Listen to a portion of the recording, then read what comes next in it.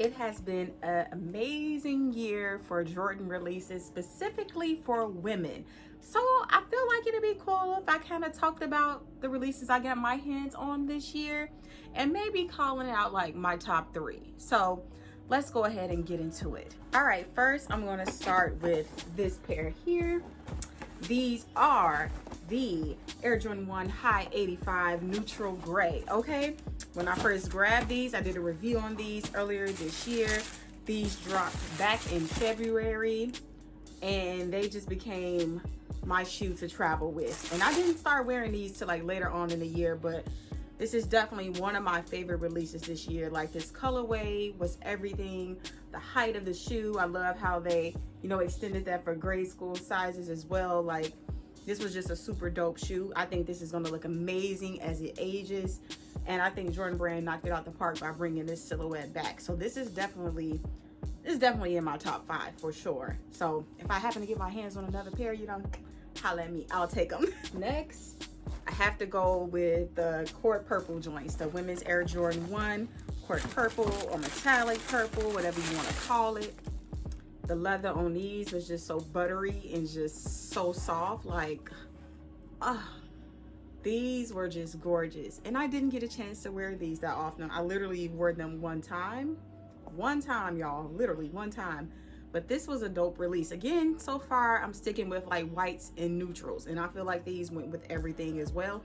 I just didn't get a chance to like wear them as much as I would have liked to, but there's always next year, vacation, some travel. But I would say these are also in my top 5. So far we have the neutral gray and we have the Court Purple joints, the AKA metallic purples.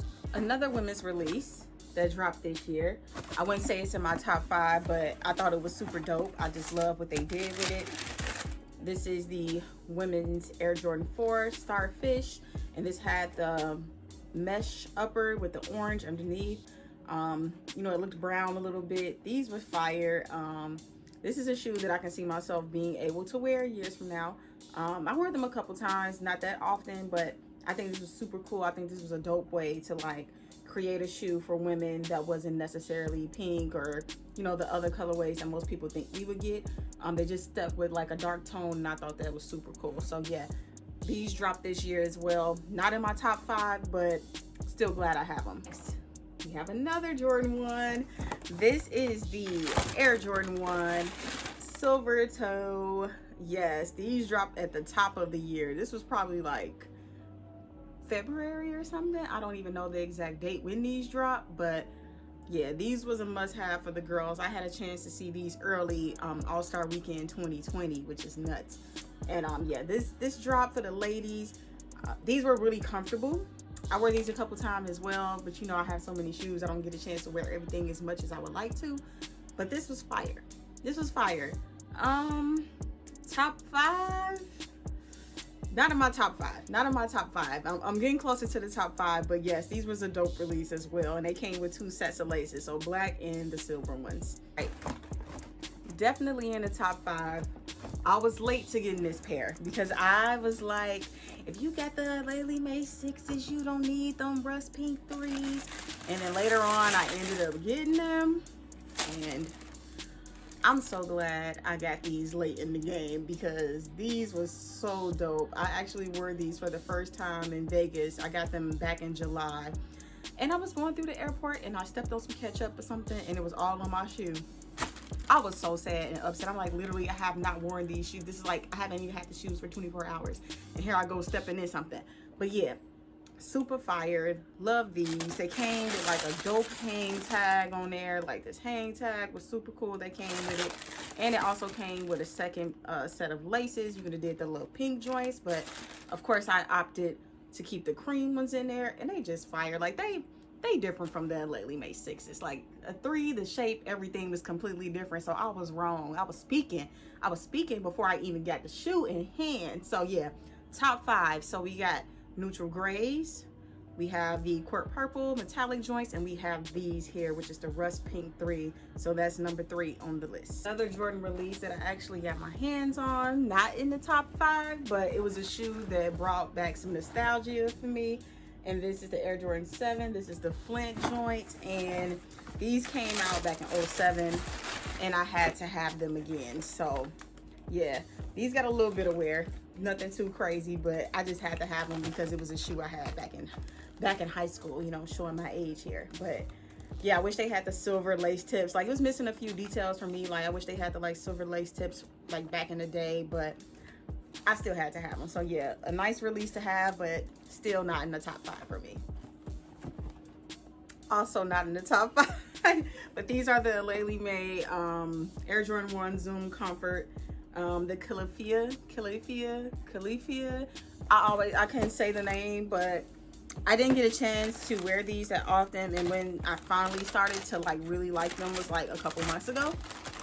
The shoe had to grow on me. Like, when I first got them, I was like, oh, I love them, you know, and I still love the colorway, but it was just a shoe that had to grow on me, you know. So at first I switched it out. I had these like cream laces in, then I ended up putting these yellow laces in, and I actually wore this to like a Foot Locker event with the varsity jacket, and it looked dope together. I mean, this was something different for a Laylee, like stepping out of the standard Air Jordan 1 and giving us like this Zoom Comfort shoe. I think that's probably why it's not in my top 5, because it's not like a real, it's a Jordan 1, but it's not like a real Jordan 1, you know what I mean? And I mean, I think I would like this much better if it was like a standard Jordan 1, but I had to have it because it's a Laylee, and I gotta support a Laylee. Like, it's dope. Like, what she does has been super dope. Like, she's been knocking it out the park. But a sneaker from a Laylee that is in the top 5, her Air Jordan 14, okay? What was it called? Fortune? The Fortune? Yeah. These, top 5, baby. This is number 4 on my list so far. These were so hard. Like, the way she snaps with these 14s, with the jade and the gold, and, you know, the storytelling about her family. I just think this was super cool how she brought this silhouette. She really kind of brought it back for like women, of course. And it was super cool. I had a chance to like do this event with Sovereign and basically do an unboxing and talk about the shoe and hang out. And yeah, this sneaker is dope. Like, I've worn it a few times, but I'm holding on to these a little bit. I don't have a backup pair, so once I mess these up, that's like it. That's like the end of the road. But yeah, rounding out my top 5 is the shocking pink Air Jordan 14 Low. Yeah, they did what needed to be done with that sneaker.